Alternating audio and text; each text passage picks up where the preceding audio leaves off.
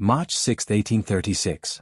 Before the sun rose over San Antonio, a 14-year-old boy pressed his back against the cold stone wall of a chapel and held his breath. Outside, nearly 2,000 Mexican soldiers swarmed through smoke and cannon fire. And in the chaos of that dying morning, he saw something that historians would argue about for the next 200 years. He saw how Davy Crockett really died. The boy who saw everything, Enrique Esparza, and the truth about Davy Crockett's last stand. The world before the smoke. The Texas morning of February 8, 1836, smelled like mesquite smoke and horse leather. San Antonio de Bexar was a city holding its breath, a patchwork of adobe homes, dusty plazas, and ancient mission walls that had watched centuries of conquerors come and go. Tejanos, Mexican-born Texans who had roots in this soil long before any revolution was dreamed of, moved through the streets with the careful awareness of people who understood that history was about to pivot violently on its axis. Enrique Esparza was 12 years old that winter, though some accounts would later insist he was closer to 8 or 14, the disagreement itself a testament to how violently memory is compressed by trauma. He was the son of Gregorio Esparza, a quiet, dependable man, a cannon operator who had decided, after long and agonizing deliberation, to stand on the side of the Texian rebels rather than the vast imperial army sweeping down from Mexico City. It was not a decision made lightly. Gregorio's own brother Francisco had made the opposite choice. When brothers point weapons at brothers, a family does not simply survive such a thing, it is altered at its very foundation. But on that February morning, before the cannon fire, before the blood and smoke and the terrible arithmetic of 200 men against 2,000, there was a celebrity in San Antonio. Davy Crockett had arrived. He rode into the city with 5 companions, dressed not in the buckskin and coonskin cap of legend. That costume would come later, a theatrical addition he adopted precisely because people expected it. But in plain frontier clothes, his eyes quick and bright under a weather-beaten brow. He was 49 years old, considerably older than the young men who would die alongside him. He had been a congressman from Tennessee, a bear hunter of mythological reputation, a storyteller whose voice could hold a room of rough frontiersmen absolutely silent. He had lost his final election campaign and uttered the words that had become immediately famous: "You may all go to hell, and I will go to Texas." Texas, for Crockett, was not a death wish. It was a reinvention. A man who had loved politics and lost it, who had loved the frontier and watched it shrink, who had loved his own story and needed a new chapter. He had no way of knowing that the chapter would be his last. Enrique Esparza saw Crockett for the first time in the courtyard of the Alamo compound. He would remember him decades later as a tall man, slim despite his legend, with dark whiskers that surprised those who expected a golden-bearded giant. The Mexican soldiers outside the walls had their own name for him, Don Benito, a name both respectful and slightly mocking, the way frontier cultures have always named the things they fear and admire in equal measure. "He would come to our fire," Enrique would say years later, in the careful English of a man translating not just language but the furnace of his childhood memory, and warm his hands, and speak a few words to us in Spanish. For a Tejano boy who had reason to be afraid of every Anglo face in that compound, this small detail was enormous. Davy Crockett spoke Spanish to the Mexican families huddled in the Alamo's dark corners. He warmed his hands at their fire. He was, in some fundamental way, more interested in the human beings around him than in his own mythology. This is the detail history almost lost. The siege. February 23 arrived like a fever breaking. Santa Anna's army, roughly 1,800 soldiers in its vanguard, with more arriving daily, materialized at the edge of San Antonio in the blue light of early morning. From the flat rooftop of the Alamo Chapel, a lookout spotted the distant glint of bayonets and the crimson flash of Mexican cavalry pennants. Within the hour, a blood-red flag had been raised above the San Fernando church across the plaza. Its message required no translation, no quarter, no mercy, no prisoners. William Barrett Travis, the 26-year-old commanding officer, a lawyer by training, a romantic by temperament, a man who wrote letters to newspapers about himself in the third person, sent out his famous plea for reinforcements. History would preserve that letter in amber. But inside the walls, the reality was more brutal and more human than any letter could contain. There were women inside the Alamo. There were children. There were enslaved men and free men, Anglo settlers and Tejano families, the old and the very young, all pressed together inside walls that were not designed for a siege and not staffed nearly enough to survive one. Enrique Esparza's family took shelter in the long barracks at first, then moved to the relative safety of the chapel, the most structurally solid building in the compound, its limestone walls thick enough to absorb cannon fire without collapsing. His mother, Anna, kept the children close. His father, Gregorio, went to his cannon. For 13 days, this became the rhythm of existence. Artillery exchanges that rattled the teeth and cracked the walls, tense silences where men listened for the sound of infantry movement, the constant gnaw of exhaustion and diminishing hope. 3 Texian riders managed to slip through Mexican lines and enter the compound, bringing not reinforcements but only letters and whispered reports. The promised relief was not coming. Sam Houston's army was too far, too disorganized, too uncertain. Travis drew his famous line in the dirt, "If the story is true, and it almost certainly is in spirit even if the exact details wavered," and every man crossed it. Even Jim Bowie, dying of what was likely typhoid pneumonia in a cot in the chapel, had himself carried across on his deathbed. Davy Crockett spent the siege doing what Davy Crockett had always done, making himself essential to the people around him. Susanna Dickinson, a young woman sheltering in the chapel with her infant daughter Angelina, would later remember Crockett playing his fiddle in the evenings to keep morale from collapsing entirely. He was the leading spirit, Enrique would say, not a commander, not a tactician, but something older and more necessary, the man who could make people believe they were brave even when they were terrified. But even Crockett had his dark moments.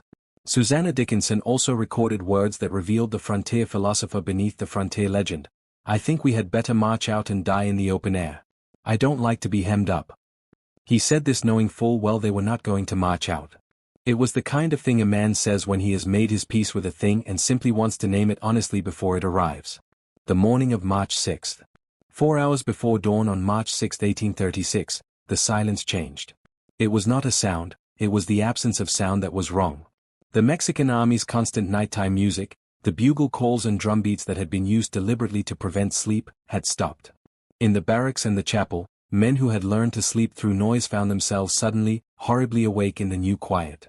Enrique's mother heard it first. She pressed herself upright in the darkness and said, "Gregorio, the soldiers have jumped the wall. The fight's begun." Gregorio Esparza rose, took his weapons, kissed his wife, and walked into the dark courtyard. It was the last time Enrique ever saw his father alive.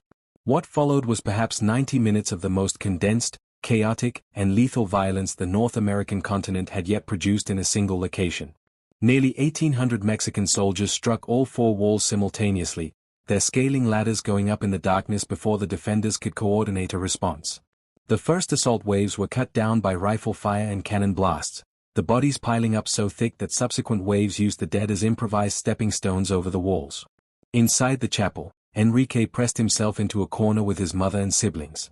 The Mexicans fired directly into the rooms where families were sheltering, not out of specific cruelty but out of the indiscriminate momentum of an assault that had lost all precision. A boy wrapped in a blanket in one corner of the room was shot and killed, not a soldier, just a child sleeping in the wrong place. Enrique remembered this detail for 70 years. The firing into the chapel room lasted approximately 15 minutes. When it stopped and Mexican soldiers finally pushed through the doorway, the Esparza family was alive only because the darkness and the angle of the firing had been fractionally, miraculously wrong. What Enrique saw. This is where history fractures. In the weeks and months after the fall of the Alamo, the first accounts of Davy Crockett's death began to circulate through Texas and then America and then the wider world. Some said he fell fighting, surrounded by heaps of enemy dead, his body a monument to individual defiance. Others, a Mexican officer's account, smuggled out in a diary, suggested he had survived the initial assault, had been captured along with 6 other men, and had been executed on Santa Anna's direct order when the general refused quarter. The romantic version became official. The ugly version was denounced as slander against a hero. The myth machine of American nationalism required a specific kind of death, not capture, not execution, but a last impossible stand, the man alone against the tide, swinging his empty rifle as the darkness closed in. Enrique Esparza had a different memory. He told his story publicly for the first time in 1902, to a reporter from the San Antonio Express, sitting in the careful stillness of a man in his 70s who has carried a thing for 66 years and has decided it is finally time to put it down. He told it again in 1907, with small variations, the way all honest memory varies when summoned across enormous distances of time. What he described was not the myth. But it was not the execution account either.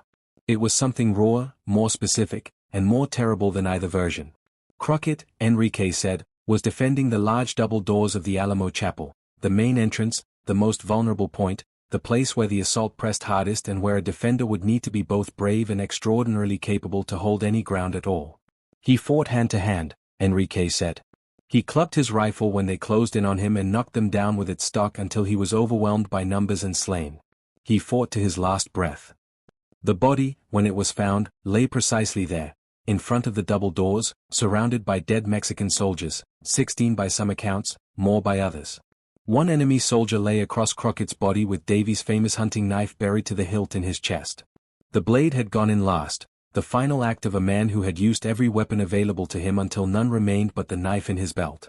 Susanna Dickinson, emerging from the chapel into the horrific aftermath, confirmed the location.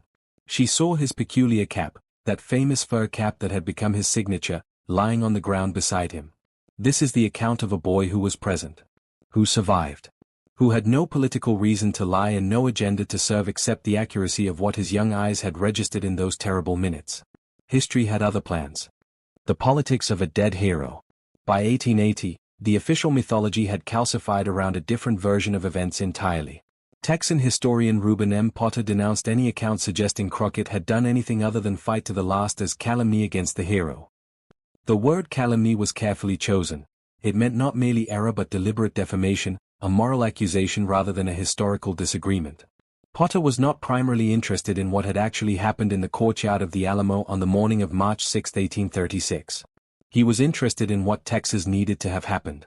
The Texas creation myth, the story that this state had purchased its existence with the blood of men who chose to die rather than surrender, required a specific kind of Crockett. Not a man captured in the smoke and confusion. Not a man executed while unarmed. A hero. A last man standing. A symbol. The Walt Disney miniseries of 1954 gave America the image that would outlast all others. Fess Parker on the Alamo ramparts, surrounded, swinging his empty rifle as the camera faded to black. Generations of American children absorbed this image as history. The coonskin cap became a toy. The song became a soundtrack to an entire childhood's understanding of what courage meant. Enrique Esparza's account, the account of a boy who was actually there, who actually saw what happened, who had no reason to lie to a newspaper reporter 70 years after the fact, was not ignored. It was simply inconvenient. The contradiction between the eyewitness account and the official mythology is not a historical footnote. It is a mirror held up to the process by which societies transform the complexity of actual events into the simplicity of usable legend. Every nation does this. Every war produces its necessary myths. The question is not whether the mythologizing happens, it always does, but what is lost in the translation. What is lost, in this case, is Enrique Esparza. The survivors and the silenced. The women and children who survived the Battle of the Alamo were permitted to leave. Santa Anna, in what may have been a calculated piece of psychological warfare, provided them with a blanket, 2 pesos, and a message to carry. This is what happens to those who resist. Ana Esparza gathered her surviving children, Enrique among them, and walked out of the Alamo compound into a landscape of incomprehensible carnage. Bodies lay in the courtyard, across the walls, stacked near the doors. The smell was already becoming impossible. Gregorio Esparza's body was identified by his brother Francisco, who had fought in Santa Anna's army, who had been on the other side of the wall for 13 days, who now had to find and collect his brother's body from among the heaps of men his army had killed. Santa Anna reportedly granted special permission for this, a small, strange act of grace in the middle of an otherwise graceless enterprise. Enrique watched his father's body carried out. He was perhaps 12 or 14 years old. He would live to be past 80. What does it do to a person, to carry that mourning inside them for 7 decades?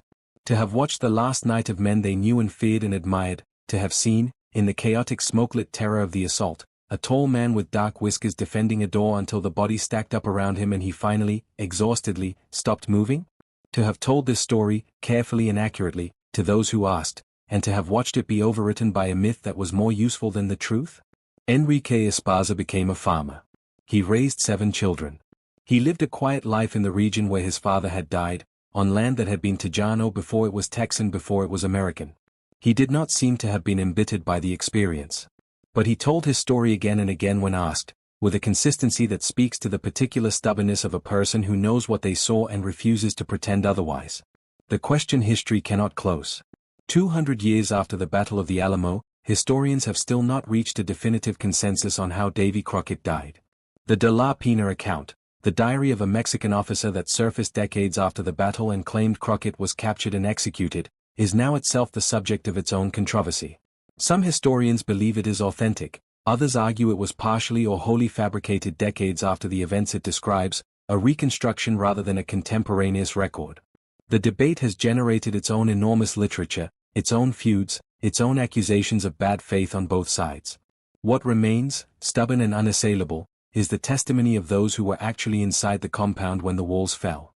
Susanna Dickinson saw his body near the double doors. Enrique Esparza described him fighting there, clubbing soldiers with his rifle until he was overwhelmed. Joe, the enslaved man who served Alamo Commander William Travis, said Crockett died surrounded by heaps of enemy dead. An African-American servant named Ben, who accompanied Mexican Colonel Almonte into the Alamo after the battle, reported 16 Mexican bodies around Crockett's corpse, with Davy's hunting knife buried to the hilt in the last one. None of these accounts are perfectly consistent with each other. But they all point in the same general direction, toward a man who fought until there was nothing left to fight with. Perhaps the most haunting detail of all is the one that comes from the Mexican Army's own records. After the battle, Santa Anna ordered Francisco Ruiz, the mayor of San Antonio, to identify the bodies of Travis, Bowie, and Crockett. Why would a commanding general need to identify the body of a man he had personally ordered executed an hour earlier? Why would execution be followed by identification? The answer might be that Santa Anna was closing a loop, putting names to faces, confirming the deaths of the men who had humiliated his army by holding a crumbling mission compound against 2,000 soldiers for 13 days. Or the answer might be simpler: the general had not ordered an execution. The story of captured men shot on his command was not his story. It was someone else's, composed later from the distance of politics and memory. We do not know. We may never know. What we know is that a boy named Enrique Esparza pressed his back against a cold stone wall and watched history happen to the people around him. He survived when others did not. He carried the weight of what he witnessed for the rest of his life. And when finally asked to speak, he spoke as clearly and honestly as a man can speak about things that happened to him when he was very small and very frightened and somehow, improbably, alive. His account is not the myth. But it is true. Not in the way polished legends are true, not in the way Walt Disney's fiddle-playing buckskin hero is true, but in the way that a specific boy pressing against a specific wall in the smoke and firelight of a specific terrible morning is true. Irreducibly, unchangeably, human. What legend owes the witness? There is a version of this story that gets told in textbooks, and a version that gets told in the testimony of survivors. They are not the same story. The textbook version is clean, heroic, and useful. It serves the purposes of nation building. It gives children a simple moral about courage and sacrifice. It provides politicians and generals and mythmakers with a rallying cry they can reproduce on demand. Enrique Esparza's version is messier, more frightening, more human. It includes the sound of his mother's voice in the dark. It includes a boy wrapped in a blanket who was shot and killed because he was in the wrong place. It includes a tall man with dark whiskers who came to a Tejano family's fire and spoke a few words of Spanish, who chose, in the final moment, to die in front of a door rather than run from one. Davy Crockett did not need the myth to be remarkable. The real man, the aging congressman who rode into a doomed fortress on a long shot for reinvention, who played fiddle by firelight to keep frightened men from breaking, who defended a door until he physically could not stand anymore, is more interesting than the legend. He is harder to use, but he is more truthful. He is more alive. Enrique Esparza knew this. He had seen it with his own eyes. And unlike the myths, he never stopped insisting on what he saw. The Alamo fell at approximately 6 a.m. on March 6, 1836. The battle lasted roughly 90 minutes. Of the approximately 182 Texian defenders, none survived combat. Enrique Esparza lived to be past 80 years old. Davy Crockett was 49.